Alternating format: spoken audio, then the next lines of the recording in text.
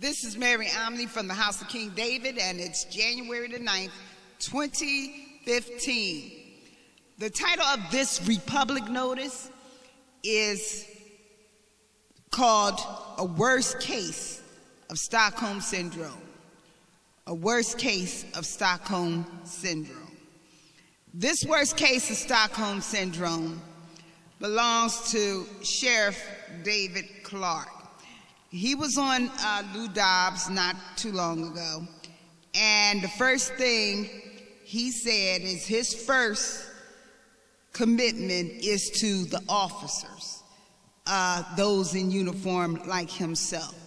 He didn't say his first charge was to the Constitution, to defend the Constitution from domestic and foreign enemies forever, okay? And see, that should have been his first thing, not some kind of camaraderie with some uniform wearing. You could take the uniforms and change them all different colors. And you can have different personalities, different people. But the reason you're supposed to be a sheriff is because you took an oath to the Constitution. And that should have been your first charge and your first concern. But as he told Lou Dobbs, his first concern is to a uniform, an inanimate object that they make more than themselves, really.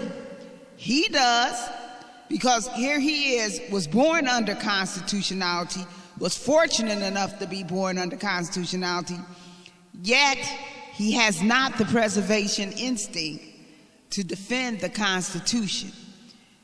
And then he goes on and he gives Lou a little more than he wanted, because they wanted him possibly to speak on behalf of defense of cops and this thing with the cops and de Blasio and Ferguson and everything. And they wanted to make minor the killing of the constitutional blacks, like this is an isolated incident. It is not an isolated incident. The cops has been sicking dogs on black people, gnawing them water hoses and everything. As we know, Dr. King's birthday is coming up, and we'll see the cops' history. So it's not an isolated.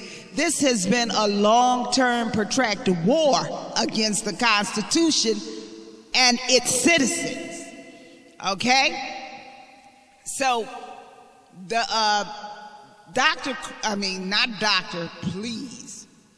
Sheriff Clark went out of his way. He went a little overboard. And he said, white society is getting tired of being the victims of the evil history of slavery.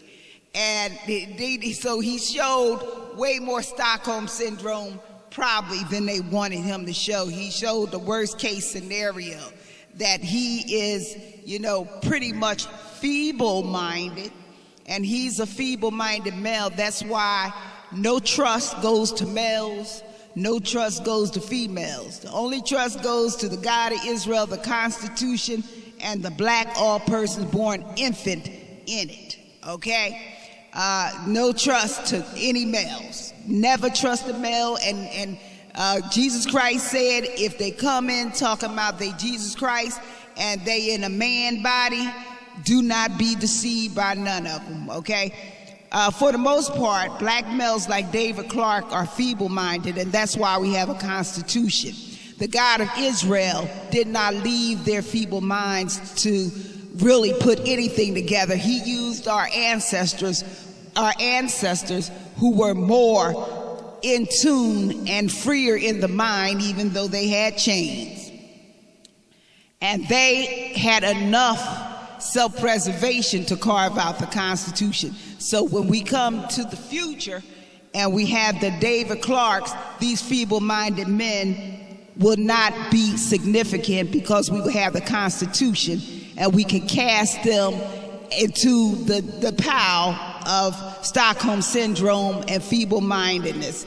Not because we want to cast them away, but because they are pretty much feeble-minded. They're feeble-minded and they're full of Stockholm Syndrome. And so, like I said, he went out of his way and said white society is getting tired of this. White society wasn't tired enough not to leave the 14th Amendment alone, which was a slave remedy, which came just 3 years after the abolishment of slavery. The 14th Amendment slave remedy that kept going to court to try to find crooked judges until they got to the point where they can embezzle the wealth from it and claim rights to it, even if it's outside of constitutionality, because the 14th Amendment is non-consented because blacks couldn't consent, and they're inheritors, so it only belongs to the inheritors. So they haven't been tired since 1868 of trying to claim the 14th Amendment. For 3 years right after slavery, they're not tired of regentrification of your neighborhoods. The white society is not tired of that. They're not tired of going after your men, and they're not tired of putting them in jail on higher charges than with whites.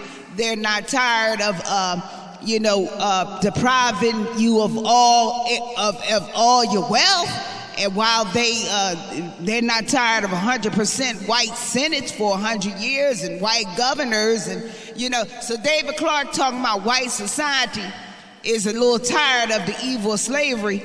They're not tired of the benefits of them being able to just destabilize blacks and regentrification in New Orleans and North Philly and Detroit, and they're not tired of tearing down their neighborhoods for projects, and they're not tired of embezzling their Social Security. They're not tired of claiming their 14th that they had nothing to do with, that's been non-consented since 1868. They're not tired of claiming the wealth that their globalist fathers and their sons of Satan helped them to obtain. They're not tired of their all-white senates who they know are corrupt, who they know work for globalists and corporatists.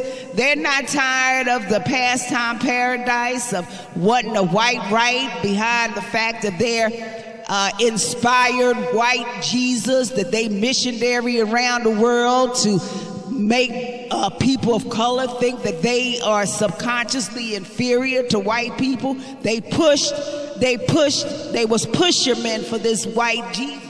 So David Clark talking about they're tired. They're not tired of benefiting from white privilege.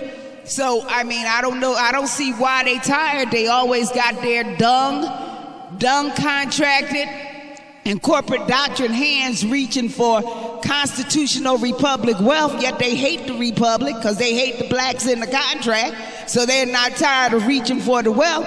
So, David Clark, he needs therapy, and he needs it pretty bad. He needs a reprogramming, and I don't know how he could be reprogrammed, but he should be considered Social Security disabled and eligible for SSDI. He's feeble-minded. Below is the link of the interview with David Sheriff Clark and Lou Dobbs, where he went overboard. And, Lou and all of them had to acknowledge he went overboard. He's full of Stockholm Syndrome.